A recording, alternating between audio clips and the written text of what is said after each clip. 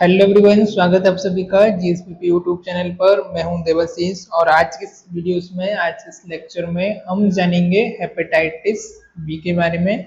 Earlier lecture में हमने hepatitis के बारे में जान चुके थे, हेपेटाइटिस क्या है। आज हम देखेंगे हेपेटाइटिस बी के बारे में, इसका कॉजेज, रिस्क फैक्टर के बारे में, इसका पैथोफिजियोलॉजी क्या है उसके बारे में यहाँ पर हम बात करेंगे। Sign and symptom, clinical manifestation, diagnostic evaluation, management and prevention. Overall हम इसके बारे में आज के लेक्चर में हम बात करने वाले हैं। सो हम देखते हैं first hepatitis B. Hepatitis B is the viral infection caused by the hepatitis B virus which primarily affect the liver. It can lead to both acute and chronic liver disease. Okay. So hepatitis B क्या है? Hepatitis B आपका एक viral infection होता है जिसको cause कौन सा virus करता है? आपका hepatitis B virus, right. Hepatitis B क्या है? आपका वायरल इन्फेक्शन है। कॉज किससे होता है? हमारे हेपेटाइटिस बी वायरस से। प्राइमरी जो किसको अफेक्ट करता है? हमारे लीवर को, जो कि लीवर को अफेक्ट करता है हमारा। ये क्रॉनिक फेज भी हो सकता है, एक्यूट भी हो सकता है। सिग्निफिकेंटली आपको लीवर सिरोसिस है, लीवर कैंसर है, तो लीवर में आपका क्रॉनिक इन्फेक्शन भी आपका हो सकता है। और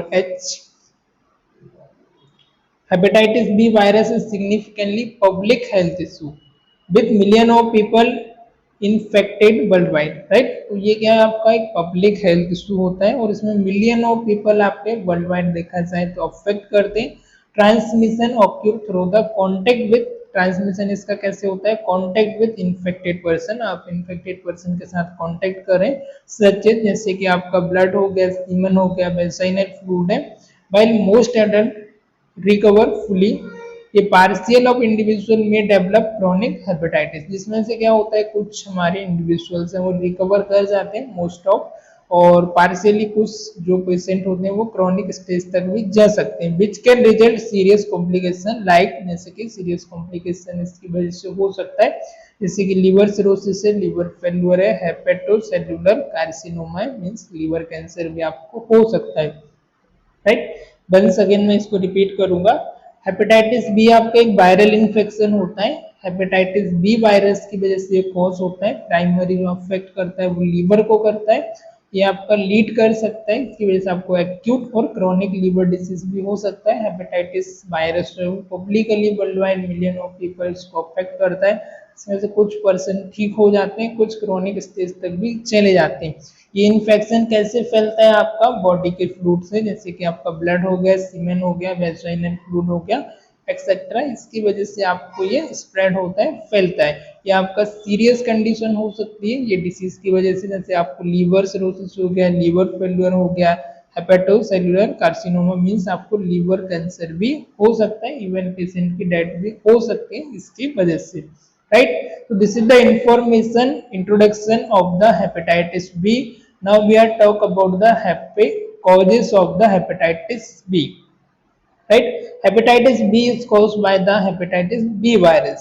अब ये कौन से वायरस इसको कॉज करता है? हेपेटाइटिस बी है जो हेपेटाइटिस बी वायरस से कॉज करता है। And DNA virus, hepatitis B virus and DNA virus that belong to the Hepadnaviridae family. The virus can transmit through, अभी वायरस ये किसके थ्रू फैल सकता है? आपका ब्लड टू ब्लड कॉन्टेक्ट से, sexual contact with infected person. Blood to blood आपका directly contact हुआ है उसकी वजह से हो सकता है, जैसे निडलिस्टिक इंजुरीज वगैरह हो गया है ना, तो इन्फेक्टेड पर्सन का और आपके ब्लड का डायरेक्ट कॉन्टेक्ट होना, sexual contact with the infected person. अब ऐसा पर्सन हमने देखा कि ये सिक्रेशन से होता है, फ्लूइड से होता है, ह्यूमन बॉडी, एंड सीमन हो गया, वेजाइनल सिक्रेशन हो गया। तो आप सेक्सुअल कांटेक्ट, सेक्सुअल आपका इंटीमेसी हो रही है आपका इन्फेक्टेड पर्सन के साथ, उस रीजन की वजह से हो सकता है। Mother to child transmit during childbirth ना, पेरिनेटल ट्रांसमिशन के थ्रू भी आपको हो सकता है। By birth mother to child भी ट्रांसमिट आपका हो सकता है। शेयरिंग ऑफ निडल और अदर ड्रग इंजेक्टिंग इक्विपमेंट, अब आप जैसे निडल है या फिर अदर इंजेक्टिंग इक्विपमेंट वो आप शेयर कर रहे हैं। एक पर्सन को आपने इंजेक्ट किया और इन्फेक्टेड पर्सन का किसी और नॉन इन्फेक्टेड पर्सन को, नॉर्मल पर्सन को इंजेक्ट कर दिया, तो दिस इज द रीजन। एक रीजन आपका ये भी हो सकता है। Use of contaminated medical instrument, अब जो ऑलरेडी इन्फेक्टेड इक्विपमेंट है उनको आपने यूज किया और वो दूसरे पेशेंट को भी स्प्रेड हो सकता है, इसकी वजह से हो सकता है। और इसके रिस्क फैक्टर क्या क्या हो सकते हैं, unprotected sex with the infected individual, अब जो इन्फेक्टेड इंडिविजुअल है ऑलरेडी पॉजिटिव में, उसके साथ आपका अनप्रोटेक्टेड से सेक्स होना उसकी वजह से हो सकता है।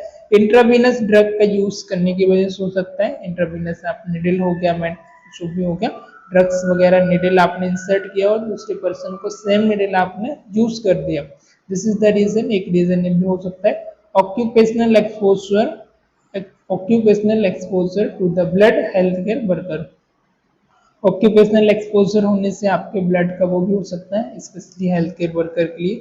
Infant born to mother who have hepatitis B, ऐसे बच्चे जिनका हेपेटाइटिस बी उनकी मदर को है तो बच्चों को भी हो सकता है। हीमोडायलिसिस पेशेंट को भी हो सकता है। देन पीपल लिविंग और ट्रेवलिंग, ऐसे लोग जो कि प्रिविलेज एरिया में ज्यादा ट्रेवलिंग कर रहे हैं या फिर लिविंग कर रहे हैं, जैसे पार्ट ऑफ एशिया हो गया, अफ्रीका हो गया, जहाँ पर ये पेशेंट ज्यादा पॉजिटिव है, वहां पर लोगों का आना जाना है या वहां पर ट्रेवलिंग कर रहे हैं, हाउस होल्ड कॉन्टेंट की वजह से हो सकता है ना, infected and immuno compromise individual, ऐसे इंडिविजुअल जिनका इम्यूनिटी वीक है उसकी वजह से हो सकता है, जैसे HIV हो गया, एड्स एक्सेट्रा में होता है। देन पैथोफिजियोलॉजी, पैथोफिजियोलॉजी में आफ्टर पैथोफिजियोलॉजी क्या हो सकता है इसका, HIV वायरस जो है एंटर बॉडी के अंदर एंटर करता है जो कि टारगेट करता है उसके बाद आपके लीवर सेल को, हेपेटोसाइट्स हो गया, once inside it integrate into the host DNA replicate causing the liver cell to present viral agent and on other surface the immune system in respond by the attacking infected cells which lead to the liver inflammation hepatitis, the extent of liver damage depend on the strength and effectiveness of the immune response। First जो positive agent है जो virus है यानी वो आपकी body के अंदर enter करता है, एंटर करने के बाद आपका टारगेट करता है लीवर सेल को जिसकी वजह से आपको क्या होता है हेपेटोसाइट्स, इनसाइड जैसे ही एंटर करता है इंटीग्रेट करता है होस्ट के जो DNA को और वो रेप्लिकेट होता है और liver cell to prevent viral antigen, जो लीवर सेल है वो प्रेजेंट होते हैं आपके वायरल एंटीजन में ऑन देयर सरफेस और the immune system respond by attacking, अब जो इम्यून सिस्टम है वो अटैक करता है आपके इन्फेक्टेड सेल पर which lead to liver inflammation, जो क्या करता है आपके लीवर को इन्फ्लेमेशन करता है, हेपेटाइटिस आपको हो जाता है। The extent of liver damage depend on the strength and effectiveness of immune response, अब जो ये डिपेंड करता है आपका लीवर का कितना डैमेज हो रहा है वो आपकी स्ट्रेंथ और इफेक्टिवनेस पर आपके इम्यून रिस्पॉन्स के। सम केसेस में immune system clear the virus acute hepatitis, acute hepatitis के केस में क्या होता है वायरस क्लियर कर देता है इम्यून सिस्टम को, while other particularly in infant immuno compromise individual the infection become chronic, right. अब इसमें क्या कर पाता है इम्यून सिस्टम, जो इन्फेक्टेड वायरस उनको डिफ्रेंशिएट नहीं कर पाता, उनको किल करके अटैक नहीं कर पाता, क्लियर नहीं कर पाता, ऐसे पेशेंट इनका इम्यून सिस्टम वीक है, इम्यूनो कॉम्प्रोमाइज पेशेंट है, तो उस केस में क्या होता है आपका इन्फेक्टेड पर्सन जो है क्रोनिक हेपेटाइटिस भी वहां पर हो सकता है, राइट। अब इसके क्लिनिकल मैनिफेस्टेशन यानी कि साइन सिम्टम क्या होंगे, तो hepatitis B can present in the various ways depending on whether the infection is acute or chronic. अब आपका क्लिनिकल मैनिफेस्टेशन आपके डिफरेंट अलग अलग हो सकते हैं एज पर कंडीशन के अकॉर्डिंग, आपका जो इन्फेक्शन है वो क्रोनिक है, एक्यूट है या फिर सीवियर है या मॉडरेट है, एज पर उसके अकॉर्डिंग आपका डिफरेंट हो सकते हैं। यदि एक्यूट के केस में रहा तो कुछ आपके सिम्टम रहते हैं, सबको फटिग हो गया, फीवर हो गया, लॉस ऑफ एपेटाइट हो गया, नोसिया एंड वोमिटिंग है, एब्डोमिनल पेन है, डार्क यूरिन है, जॉइंडिस है, yellow of the skin and eyes होना, तो this is the most common जो पीपल्स होते हैं एक्यूट इन्फेक्शन में, इस तरीके के सिम्टम हमको रिकॉग्नाइज होते हैं और फ्यू मंथ बाद हम देखते हैं तो क्रोनिक इन्फेक्शन में कुछ सिम्टम और इंक्लूड हो जाते हैं, जैसे कि ऑफन तो ये एसिम्टोमेटिक होता है हालांकि अर्ली स्टेज में, पर आफ्टर डेवलप होते हैं सिम्टम जैसे फटिग हो गया, परसिस्टेंट माइल्ड जॉइंडिस हो गया, एलिवेटेड लीवर एंजाइम, अब लीवर एंजाइम है, माइलिस एक्सेट्रा है ना, तो ये सारे एंजाइम क्या होते हैं आपके एलिवेटेड होंगे, इंक्रीज होंगे over the time of period. Over time symptom cirrhosis, और भी क्रॉनिक कंडीशन होती है तो लीवर सिरोसिस हो सकता है, लीवर फेल्योर हो सकता है, एसाइटिस हो सकता है, वेरिसेल ब्लीडिंग हो सकता है ना, हेपेटाइटिस इंसेफेलोपैथी भी आप इवन हो सकता है। ऑलराइट, अब हम देखेंगे डायग्नोस्टिक एवेल्युएशन, कौन कौन से डायग्नोसिस जो हमको कराना होगा। तो फर्स्ट हमारा सीरोलॉजिकल टेस्टिंग में detect the viral antigen and antibodies to determine if the infection is acute, chronic और डिसॉल्व, राइट। सीरोलॉजिकल टेस्टिंग में क्या आएगा, detect viral antigen and antibodies to determine the infection. इसमें आप सीरोलॉजिकल में antigen antibodies को आप डिटरमाइन करोगे, इनको डिटेक्ट करोगे। क्यों? क्योंकि आपको एक्यूट और क्रॉनिक इन्फेक्शन है, उसको रिसॉल्व करना है, उसको आपको फाइंड आउट करना है। HbA1c आपका जो टेस्ट होता है, hepatitis B surface antigen indicate आपका एक्टिव इन्फेक्शन को इंडिकेट करता है, ये आप टेस्ट कराएंगे। पॉजिटिव है अदर फिर नेगेटिव है, okay. Then anti HbS hepatitis B surface antibody, antigen और एंटीबॉडी दोनों कराएंगे। इंडिकेट इम्यूनिटी, ये किसको इंडिकेट करता है, हमारी इम्यूनिटी को फ्रॉम वैक्सीनेशन और रिकवरी फ्रॉम इंजेक्शन, वैक्सीनेशन या फिर रिकवरी फ्रॉम द इंजेक्शन को इंडिकेट करता है। एंटी HbC हेपेटाइटिस बी और एंटीबॉडी इंडिकेट प्रीवियस और ऑनगोइंग इन्फेक्शन, ये किसको इंडिकेट करता है, हमारे प्रीवियस और ऑनगोइंग इन्फेक्शन को। Anti HbC hepatitis B core antibody, hepatitis B core antibody indicate previous और ongoing infection. HbV DNA testing quantify oral load helping to assess the level of the viral application,